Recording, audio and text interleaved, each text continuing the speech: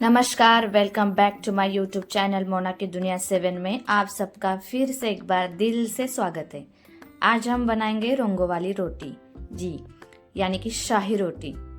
ये मैंने laughter chef से इंस्पायर होके रोटी बनाना सीखा है। तो चलो शुरू कर देते हैं। इसका प्रोसेस बिल्कुल आसान है। पहले मैंने यहाँ पे बीटरूट बॉईल करके उसका ग्रेवी बना के, यानी कि ग्राइंडर में पेस्ट बना के गेहूं के आटे में डाल के इसका ये डो बनाया है। ठीक उसी तरह से हमें पालक को भी बॉईल कर लेना है।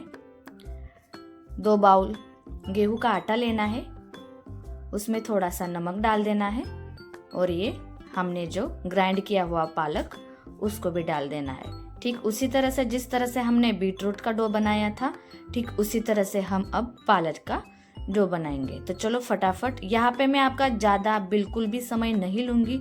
जो आपको बताना आवश्यक रहेगा बस वही मैं आपको ठीक से बताऊंगी। तो चलो यहाँ पे दोनों भी डो बन के तैयार हो चुके हैं। 10 मिनट के लिए मैंने इनको भिगोने के लिए रख भी दिया था। अब हम पहले इन दोनों की एक एक बड़ी वाली रोटी बनाएंगे, यानी कि बड़ी सी रोटी बनाएंगे। आपको जितनी बड़ी शाही रोटी चाहिए उतना बड़ा आप छोटा सा डो लीजिए और उसका बड़ा वाला रोटी बना लीजिए। फिर उसको इस तरह से स्क्वायर में हमें कट कर लेना है। देख लीजिए ध्यान से, ये प्रोसेस आप बिल्कुल ध्यान से देख लीजिए। एक स्क्वायर के आकार में कट करने के बाद हम इसको अब स्ट्रेट लाइनिंग मार देंगे। मैं यहाँ पे 5-5 उसकी कलिया यानी कि लाइनिंग निकालने वाली हूँ।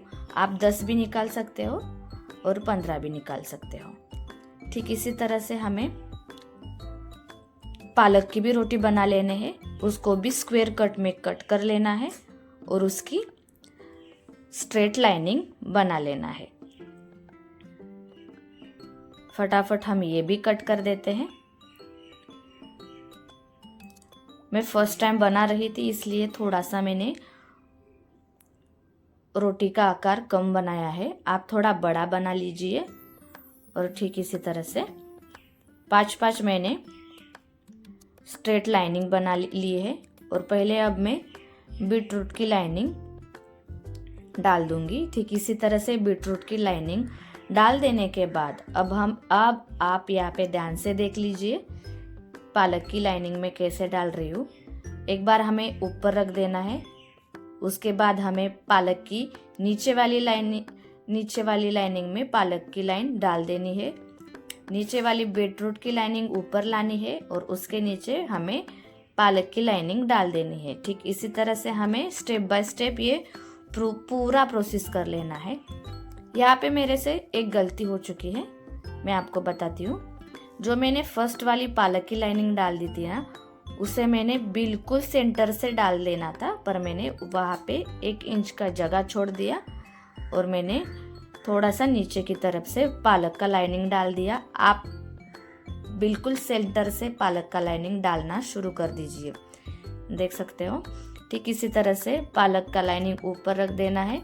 उसके बाद बीटरूट का लाइनिंग नीचे से एक ऊपर निकालना है और उसके नीचे पालक का लाइनिंग डाल देना है।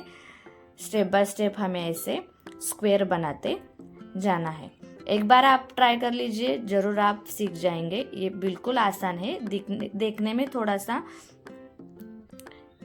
कठिन लग रहा है, पर बनाते समय आपको आ जाएगा। मैं भी फर्स्ट टाइम ही बना रही थी, बनाते बनाते मुझे भी आ गया है। बस एक गलती मेरे से हो गई है, वो मैंने आपको बता दी है। देख सकते हो पहली गलती हो गई थी, इसकी वजह से एक पालक की लाइनिंग मेरी बची हुई है।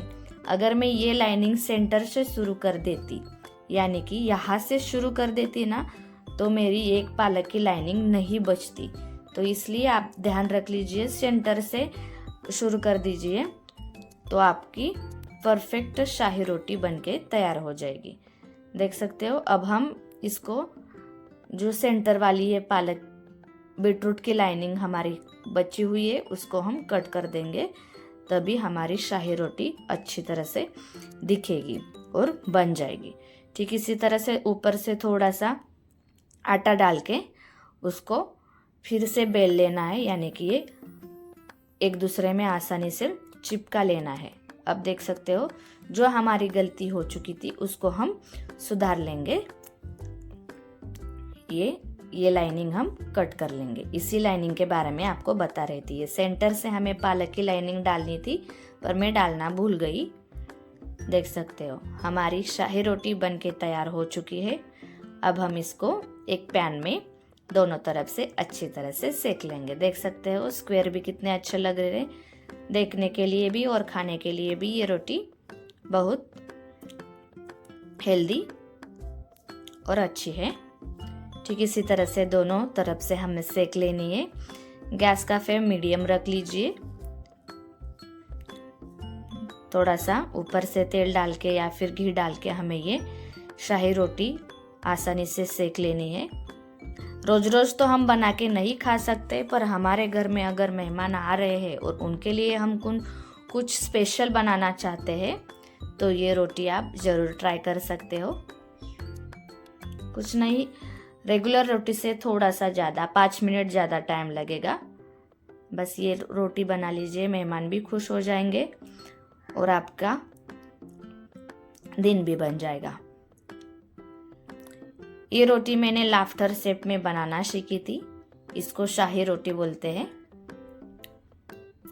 शाही खानदान में पहले ये वाली रोटी बना के खाई जाती थी। तो चलो आज हम भी बनाएंगे और खाएंगे। बस थोड़ी सब्जी लेनी है, दही लिया है, गाजर काकड़ी लिया है, कुरडई ली है। खाइए पिए एंजॉय करिए। आपको ये मेरी रेसिपी शाही रेसिपी कैसी लगी आप प्लीज़ कमेंट करके बता दीजिए और उससे पहले आपके घर में ज़रूर बना के खा लीजिए। तो मिलते अगले नए वीडियो के साथ।